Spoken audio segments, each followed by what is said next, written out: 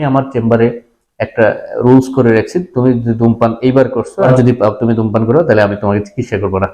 তো অনেকাংশে অনেকে মানে, অনেকে আবার দেখলো যে হার্ট অ্যাটাক করছে, অন্যতম কারণ হচ্ছে সে ধূমপান করছে। এবং তাকে আমি জিজ্ঞাসা করছি থেকে শুরু করে খাদ্য নালী থেকে শুরু করে পেটের এই যে স্টোমাক বলি আমরা, এইখান থেকে শুরু করে মূত্রথলি, মূত্রনালী, সব জায়গাতে ধূমপানের কারণে ক্যান্সার হতে পারে। এছাড়াও একটা পেশেন্ট তুমি দেখলা যে হার্ট অ্যাটাক করছে, অন্যতম কারণ হচ্ছে সে ধূমপান করছে। এবং তাকে আমি জিজ্ঞাসা করছি তুমি দেখছো যে ধূমপান কতগুলি করে করে, সে বলছে আমি মিনিমাম 1 প্যাকেট আমার ধূমপান করতে হয়। তো তার বয়স কিন্তু বেশি না, মাত্র 42 বা 43 বছর। সেই বয়সে আমরা ইসিজি করে দেখলাম সে হার্ট অ্যাটাক করছে। অন্যতম কারণ, তোমার সামনে একটা আমি এক্সাম্পল দিলাম। প্রতিদিন আমরা যখন রাউন্ড দিতে তুমি যখন থাকো, আমরা দেখি যে মানে এত এত পেশেন্ট শুধুমাত্র ধূমপানের জন্য ভর্তি হাসপাতালে। ধূমপানের সাইড ইফেক্ট আসলে বলে শেষ করা যাবে না। ধূমপানের একবার মাথা থেকে শুরু করে পা পর্যন্ত প্রত্যেকটা জায়গায় ধূমপানটা এফেক্ট করে। হ্যাঁ, ইনিশিয়ালি হয়তো কিছু হয় না, অনেকে বলবে স্যার আমি তো অনেক বছর ধরে ধূমপান করি, আমার তো কিছু হচ্ছে না। ধূমপানটা এটা কারো কারো ক্ষেত্রে অনেক বেশি ক্ষতি করে, কারো কারো ক্ষেত্রে আস্তে আস্তে ক্ষতিটা হয়। যেমন অন্যতম একটা, তুমি স্ট্রোকের অন্যতম একটা কারণ ধূমপান। হ্যাঁ, হার্ট অ্যাটাক তোমাকে একটু আগে যেটা দেখলা, এটা অন্যতম কারণ একটা স্ট্রোক। আর একটা সিওপিডি, তুমি অসংখ্য রোগী প্রতিদিন দেখো, শ্বাস নিতে পারতেছে না, কষ্ট হচ্ছে, কাশি হচ্ছে, এগুলো সিওপিডির অন্যতম কারণ। এছাড়া ক্যান্সারের মতো অনেক কারণ আছে। হ্যাঁ, মুখ থেকে, মুখগহ্বর থেকে শুরু করে খাদ্য নালী থেকে শুরু করে পেটের এই যে স্টোমাক বলি আমরা, এইখান থেকে শুরু করে মূত্রথলি, মূত্রনালী, সব জায়গাতে ধূমপানের কারণে ক্যান্সার হতে পারে। এছাড়াও আরো তুমি পায়ের দিকে যে অনেক সময় ফুট আলসার দেখবা, পেরিফেরাল ভাস্কুলার ডিজিজ বলি আমরা, এইসব মানে এই ডিজিজগুলির অন্যতম কারণ ধূমপান।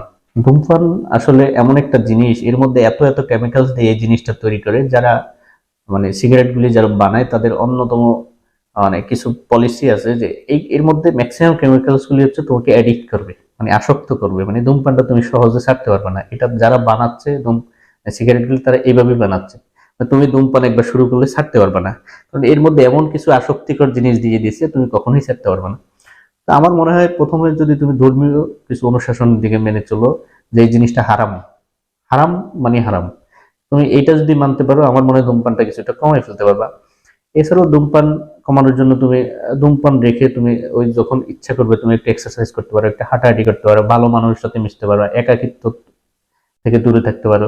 এছাড়াও কিছু মেডিসিন আছে ধূমপান বন্ধ করার জন্য কার্যকরী, সেটা আমরা বলি একটা প্রোগ্রামের মধ্যে দিয়ে যাওয়া। মানে হঠাৎ করে আমি ধূমপান বন্ধের জন্য একটা ওষুধ দিলে ওষুধ কাজ করবে না, তোমাকে একটা প্রোগ্রাম, তোমাকে প্রথমে চেষ্টা করতে হবে। তুমি চেষ্টা করে যখন আমরা দেখবো যে তুমি আপ টু দ্য মার্ক তুমি চেষ্টা করছো, তখন আমরা ধূমপান বন্ধ করার জন্য কিছু মেডিসিন ইউজ করি আর কি। স্পেশালি সরকারি হাসপাতালে, আউটডোরে, ইনডোরে, ইমার্জেন্সিতে অনেক রোগী দেখি। মাঝে মাঝে মন খারাপ হয়, আবার মাঝে মাঝে মনে হয় যদি তারা আমার মতো বুঝতো তাহলে তো তারা ধূমপান করতো না।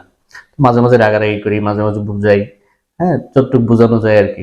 তা আমার একা পক্ষে এতগুলি মানুষকে কাউন্সিল করা সম্ভব না। আমার মনে হয় বাংলাদেশ সরকার যদি এই বিষয়ে একটু উদ্যোগ নেয়, অন্তত পাবলিক যে চ্যানেলগুলি, টেলিভিশন চ্যানেলগুলি, পত্রিকাগুলি, বিভিন্ন জনসচেতনতায় যারা জনপ্রতিনিধি, তারা যদি এগুলিতে উদ্যোগ নেয়, আমার মনে হয় এগুলি অনেকাংশে কমিয়ে নেওয়া যাবে। এছাড়া আমি আমার চেম্বারে একটা রুলস করে রাখছি, তুমি যদি ধূমপান এইবার করছো আর যদি তুমি ধূমপান করো তাহলে আমি তোমাকে চিকিৎসা করবো না।